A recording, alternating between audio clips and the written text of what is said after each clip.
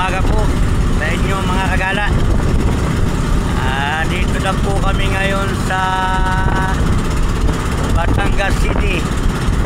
Ayan po yung napakalaking revolto ni Mama Mary. Pasensya na po, medyo magalaw at medyo maalon ngayon sa dagat. Ayan po ang Batangas City, yung malayo na yun ng mga building. Dito nakatayo ang revolto ni Mama Mary.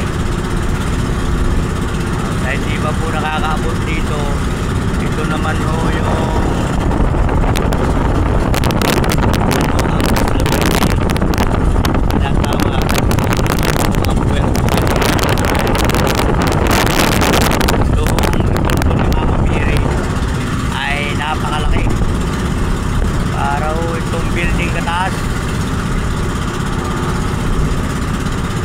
sana po ay gabayan uli kami ng Panginoon sa aming paglalakbay. Shout out po kami sa mga taga Mabini, Batangas. Kami po ay doon nagpahinga o nagpalipas ng sama ng panahon.